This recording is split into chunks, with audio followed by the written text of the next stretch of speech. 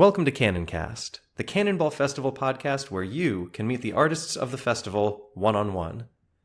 Cannonball is a performing arts festival in Philadelphia and is a hub of the Philadelphia Fringe Festival.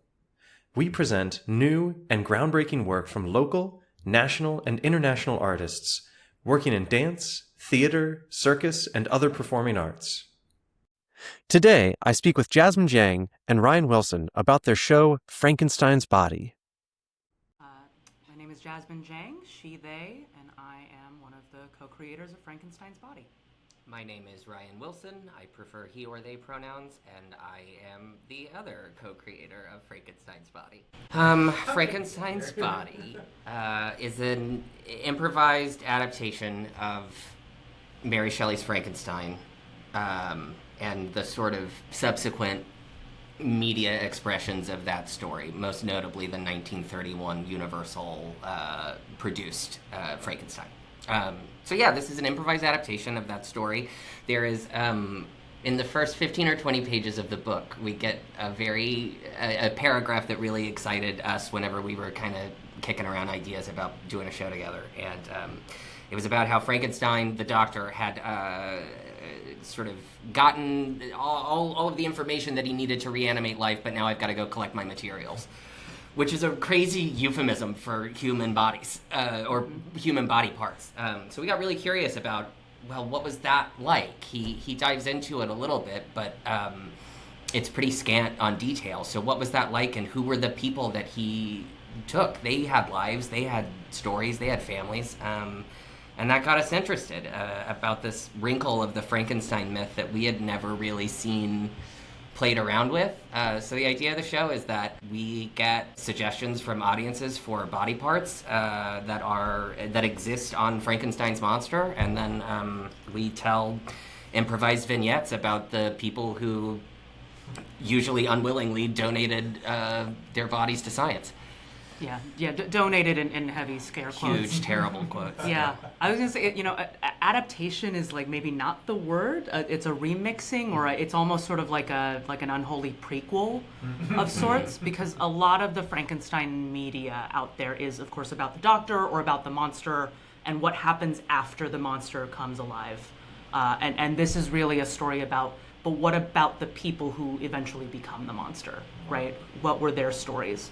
The other wrinkle of this that inspired the show early on is Philadelphia's own history of mass grave robbings. Way back when, I know, I don't know if you know this. This is a real thing. Because Philly was one of the first cities with medical schools and hospitals, and you need bodies to do medical research. Back when the city was still being founded, early days of Jefferson College and all of those medical schools, a lot of those bodies were sourced by just being exhumed from graves. Washington Square Park was at one point just a giant potter's field, right? Just a mass grave for Revolutionary War soldiers that they couldn't identify, would just sort of get dumped into what is now that lovely park.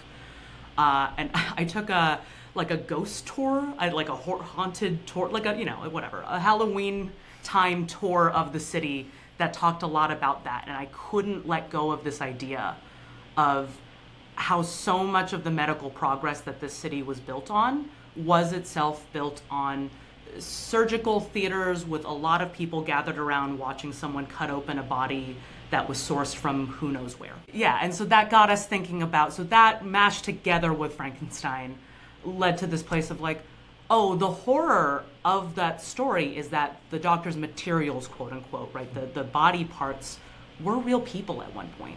Were real living, breathing people with entire stories and lives unto themselves that were just sort of unceremoniously put into this monster without a thought to that humanity. So what would it look like if we went back and told those people's stories? So the conceit is what if that really happened in an alternate Philadelphia when, these exhumations were commonplace, when medical research on unidentified bodies was commonplace. What if there were a Frankenstein-esque mad scientist who was collecting these body parts and trying to reanimate a corpse? Ben Frankenstein. We have been We have workshopping that this. joke. Dr. Ben Frankenstein, it might be on the fringe page copy because we had to write that before the show existed, and we put it in as Before a our joke. better angels got a hold of us and said, please don't do that. So sorry to anyone who comes expecting Dr. Benjamin Frankenstein, because I don't think we're gonna do that. But that is the joke, yes. We're still jockeying about it, though. We'll see. I don't know. Yeah, he'll get named whatever he gets named that night. So most improv shows, I believe, are formed like title out. Yeah. It's always someone like, I want to do an improvised Regency piece. Oh, Pride, Yes, and Prejudice. Great. That's a title I've been holding on to for a while. Now the world, If anyone wants the to world do has an it. improvised Regency romance, there it is. What is the process of talking about long form improv together? Like, what's the difference between like conversing about it and then being like in process for the show? Well, that's a fun question. Yeah. So I guess the background is I have been doing long form improv for over a decade now, which is a crazy thing to say, and I hate that the passage of time exists. Yeah. Ryan is newer to it, and we actually met doing this show called Objection, which is an improvised court case, an improvised law comedy, which was your first improv show, yeah? That's correct. I'm nodding. Sorry. Thank you. And I'll let you talk about your own background. What if we just only spoke for each I'm other? obsessed with that. It's so funny. And we really bonded over that. I will not go down the long form improv rabbit hole myself either. I will try not to, but I really believe in it as a medium. I really believe in it as a community. It's like now, I also act and write and direct, but that is like the most enduring kind of art making that I've had in my life at this point. And I love that show brought in some like non-improvisers, some like theater makers who hadn't even, who'd never really tried proper improv, like Ryan. And so we bonded over that because doing improv together is always an act of trust and vulnerability, and you bond very quickly with other improvisers because you have to, or else you can't make a show together. We bonded over that, and then we bonded over our shared love of horror and horror media, and started this conversation of like, man, what if we made something scary together? So that's where that started. Talking about it is one of the trickier parts. Mm-hmm. So I'm not performing in this show. I'm outside eyes. And so it is difficult because so much of it feels like when you see it and it's working, you know that that's what's happening. But if it's not, I'm finding it. One of my learning experiences and challenges of all this is like how to give people that feedback. And it's a little... It's more hemmed in a way with a scripted piece, just because there's something that we have that is concrete and shared in a way that the things that we have that are concrete and shared here are ideas, but they're a little more ethereal. So I don't know. I think we've been trying to, and this is a process that began, I think, long before Frankenstein's Body did, just trying to get a sense of one another's tastes and the things that we respond to and the things that we like to do as performers or see as performers.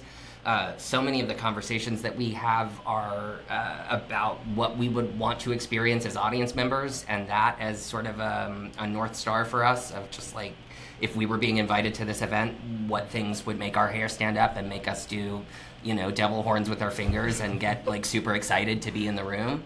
But talking about it is really tricky. It kind of does loop back around like to and doing it. It helps that we have an incredible ensemble. We were very lucky in auditions. We got to cast some really great performers and improvisers. So that at least like cuts out a lot of that beginning work. A lot of improv falls somewhere between like directing, teaching, coaching. I always liken improv more to like a sport than an art sometimes, right? Of like you're practicing, you're getting reps in, you're working on particular skills, you're like training certain muscles. You're being coached rather than directed. But we've lucked out with people who I think are really on the same page as performers and are really just willing to like be fearless and bold and do the yes and thing, right? Like that is the cornerstone of improv. So then it's really more for us, and I'll say we're co-creators. I am in the ensemble. So Ryan is the outside eyes, I'm kind of the inside eyes. It's our job to like convey ideas and to get feedback and to like pare that down eventually into not a box, but like a set of parameters that we can all agree on, that gives us a shared language so that we feel free to play and we're playing on the same note, right, in the same tone, making the same kind of thing. So it's, it's been a funky process, but I think one that's been really rewarding. Ryan has more of a physical theater background. So Right. a lot of the process has been sort of colliding improv with more physical theater and devising practices. I don't know if you want to talk about that. So I found myself in the objection room because I was taking an acting class and was getting feedback from my teacher who I trusted and respected about developing my sense of play. And so I tried out something without a script because you can't do text work really, so, go play. And I was so delighted to find that so many of the things from the physical theater training and background that I had were like one-to-one translatable to this. I felt like I had so many cool tools to play with while we were out there writing and performing and directing this thing on the fly, that I was so excited to have, and felt sort of like I wish this was more prevalent and that we were using this language in some of these rooms, because I think it could help all of us get on the same page and help us tell sort of fuller stories.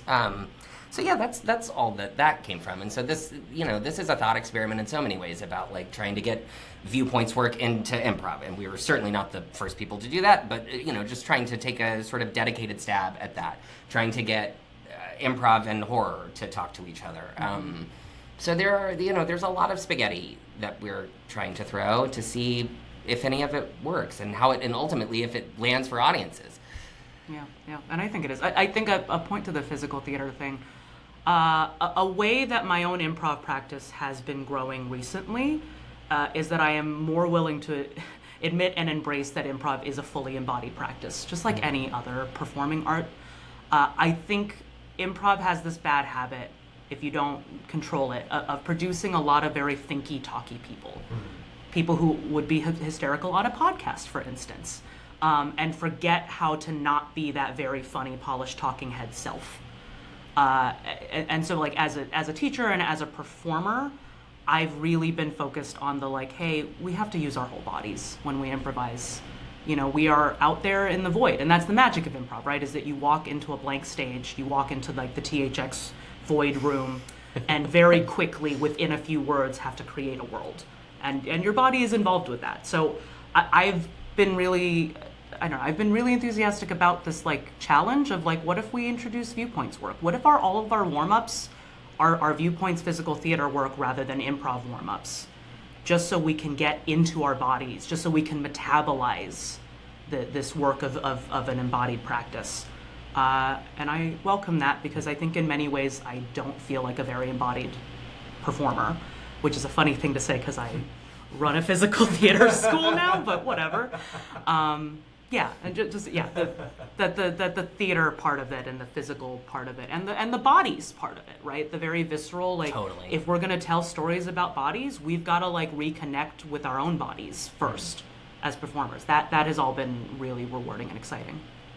It's helpful hearing you talk about, like bodies, both from like a content perspective and like a form perspective. Like the content is based around bodies and the form is also around bodies. And I feel like Philly is such a great spot right now for improv and like embodied improv. I feel like it's become a real bridge between what I think of as like classic improv and then like, I don't know, like classic dance, physical theater. It's a thing I've really fallen in love with about like the art scene here, is that the membrane between various forms feels a lot thinner here than it does in other scenes. Of like, I see improvisers who also do clown, who also do burlesque, who also do drag, who also do traditional theater. Yeah. And there's much more of a willingness to like learn from each other and play together, which I think is the point of having an artistic community. Absolutely. Yeah. And there are so many opportunities to get work put up. Yeah. Which I think is that I'm relatively new to the city. I've been here for a couple of years, and one of the first things that I heard from someone who I was taking this class and kind of grown to respect this woman's work and her approach to the work, and she said, Philly's a maker town. You gotta get out and make things, and that will start to open doors to all sorts of other opportunities for you to get on stage and that sort of thing. But I have certainly found that to be the case here, and that's so exciting. Not only as an audience member who gets to go around town and see everybody's stuff, but also just like, you know, this notion that if you've got an idea and if you've got enough people that want to come play, like, you will find a home for that here in a way that's really exciting and has felt very accessible to me, which has been nice as someone who isn't deeply entrenched in the art scene here. I moved from Stanton, Virginia. Okay. Yeah.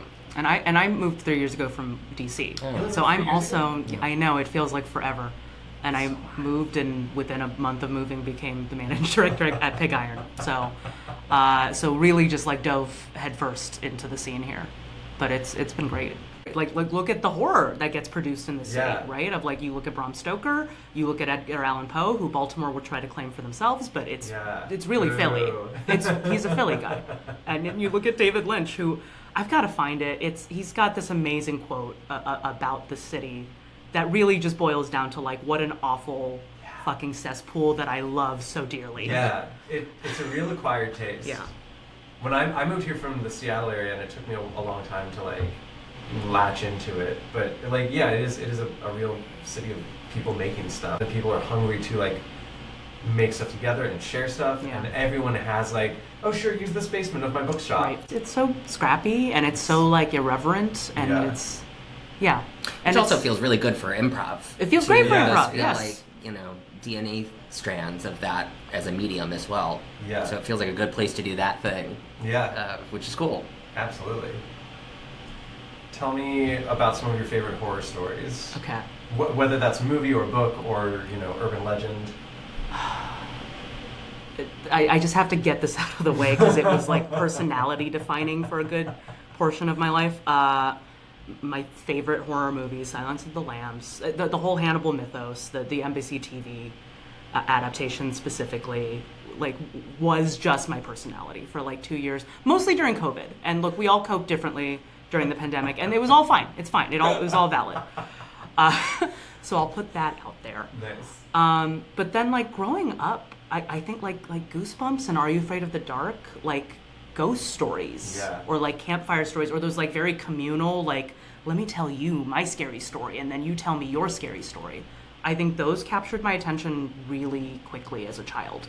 And it was something about the like shared horror of it, right? Of like that it's one thing to sit in a dark room by yourself watching a movie and be scared. That's great too.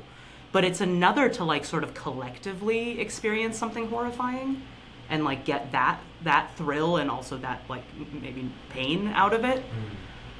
Especially, I feel like Goosebumps was really always started from a place of like believability. It was always like, yeah, like, I'm just a normal kid like you. I'm going to school, but there's a weird house in my neighborhood, and it keyed into this very childlike, you know, assumption that like that thing that looks weird, maybe there's like some kind of evil plant inside of it. A lot of horror movies I like are not the jump scare kind. It's like the scariest thing is just what you can imagine. Like, we could not show you on the screen or on the stage right now actually the most horrifying thing to you. We can just suggest it, and then you'll fill in the rest. Yeah. Because human brains are a mess. Right.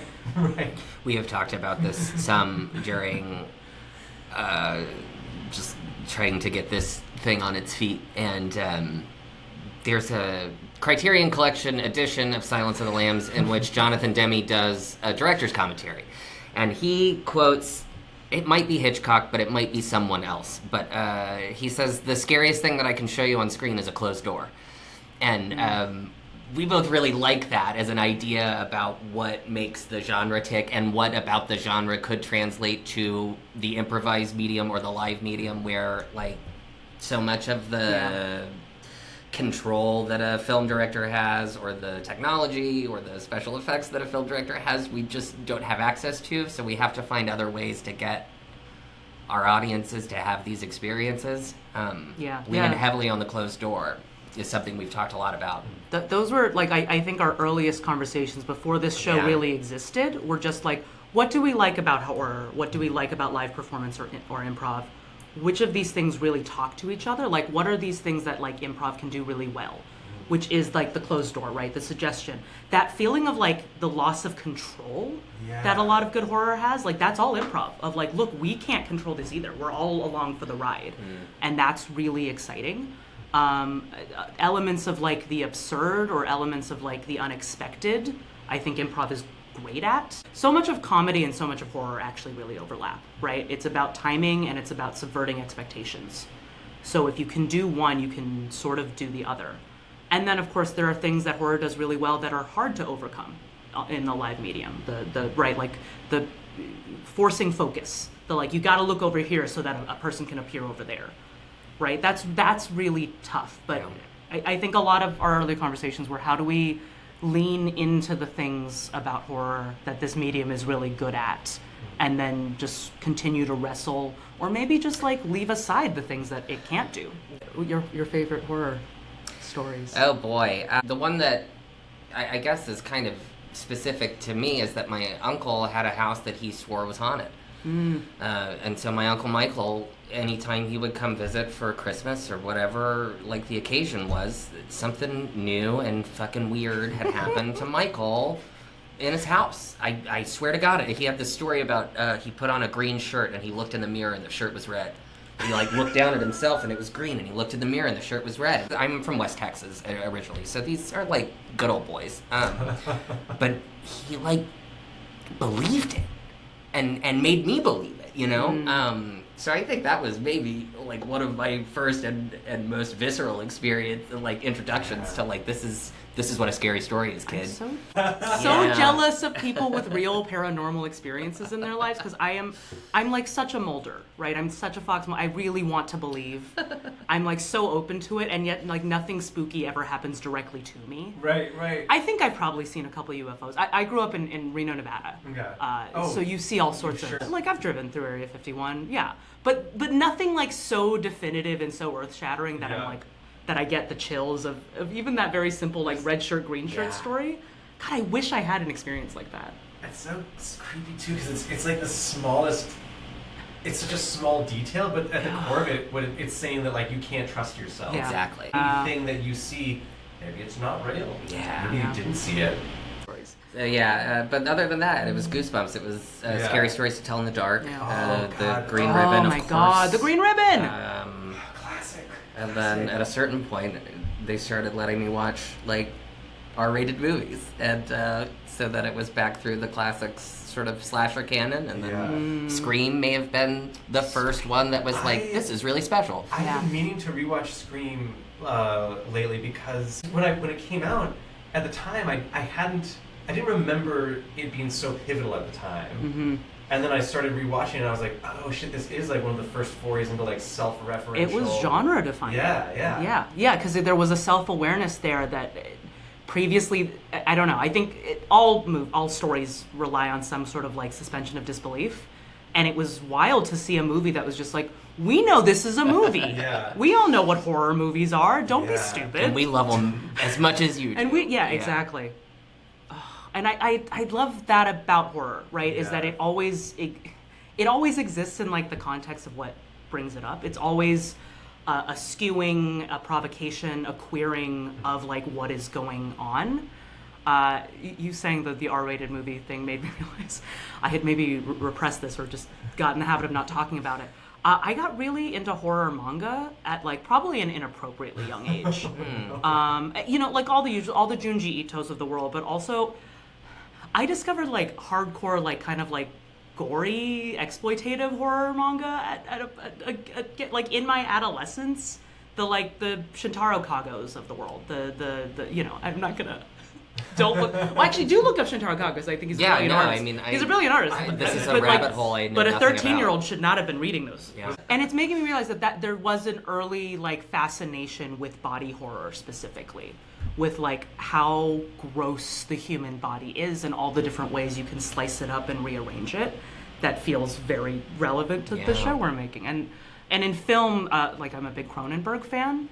of like the Fly with Jeff Goldblum, I think like a little bit defining for me also. So there are some horror influences. Yeah. To sort of like swing it back to the show, it feels like that's the betrayal of something like grave robbing, is that that lack of control that's so terrifying, and also the notion of like this thing that once was yours is not yours. I was gonna say Halloween is also one of my favorites. That's a good one. Partly because so much of it is behind the closed door, and there's so much of it that's leading up to like the look out the window, like what is that? Mm-hmm. And then they're gone. Mm-hmm. And so much of it is just about that not knowing who's down the street and not... Like, I love there's like a common theme in all of the things that we're talking about, that there's like the scary thing that's happening on screen, but then there's like a real human fear at the core of the thing that is so much fun. It really capitalized on that shift from like, oh, everyone leave the doors unlocked, oh, we have a nice street, everyone here knows each other, to actually being like, you don't know anyone, you can't trust anything, you can't trust the way of life that you once believed in. Actually, are there things that we haven't touched on about the show, like the audience experience or the format, or any particular things that people should know about coming into the show? We're still building the form, although I think we're pretty close. I think last weekend in like a fit of pique, Ryan declared that we had 60% of a show. And I was like, you know what? I believe that if you believe that. A fit of pique. There was an espresso martini. Do you feel like you were in a fit of pique? I would never have found that language for it, but I think I can't deny that it's what happened. There's a lot of tinkering left to do. There's a lot of tinkering. A Pig-Iron devising community phrase that I immediately glommed onto when I heard it was like, we're in the soup. I think we're still in the soup of like, like things are floating around. We're in that broth. Things are stewing. Sometimes it's like, whoa, what the hell are we doing? So I don't know. Maybe our ensemble members disagree with that 60% thing. So I don't know, what do I want to say without giving anything away? Because there is an element of like, we want the audience to come in and just be along for the ride. I'll say this I think, because they'll encounter it. Our thought right now is that when you walk in, you yourself immediately get cast as one of Dr. Frankenstein's medical colleagues. Ooh, you are in cool. his surgical theater. He is here to unveil his newest breakthrough in corpse reanimation. Like, you are immediately complicit. And I'll say that. I would not come in expecting an adaptation of the novel. It is, as you said, a sort of reimagining or a remix or a rabbit hole about one wrinkle of it. That being said, if you were a fan of the novel, if you were a fan of any of the film series, the Universal ones, the Hammer ones, all the way up to Aaron Eckhart and I, Frankenstein. Like, we've been dealing with all of those media and are trying to steal the things that we love or reference the things that we love from all of those to kind of give a nod to the fans, because that's also, I think, one of our favorite parts of being genre fans are other genre fans, and how much everybody really has their own favorite parts or pet peeves or whatever about these iconic genre texts. We hope it reads like a love letter, because it is. Because 100%. we just love horror. We love these kinds of stories. Everyone on the ensemble seems to also really have that ethos. So we hope you enjoy it. And also we hope there are parts of it that make you feel not good. Because that's what horror movies do. Yeah. A thing I keep telling the ensemble, because there's always questions about like tone and genre and like what kind of horror is this? And how aware of that should I be in this like improvised state where we're just playing? Is above all else, I just want it to be honest. I want this to feel like really honest stories. I want them to feel like real stories about fictional people. And I want them to feel honest to the point where the audience has a moment of like, but that could have been me. That could have been me who died, and now my heart is in this awful monster. Like, that could have been my son. That could have been my mother. That could have been my next door neighbor. And how the horror plays out on top of that, that's just like that's the cherry on top. That's the treat. But I think that's the implicit horror of like, we want this to feel really real, even though it's kind of like a fantastical concept. Thank you again to Jasmine and Ryan for speaking with me about your work. And thank you to you, our listeners, for listening. Frankenstein's Body runs September 11th, 18th, 24th, and 25th at Asian Arts Initiative. Visit cannonballfestival.org for more information.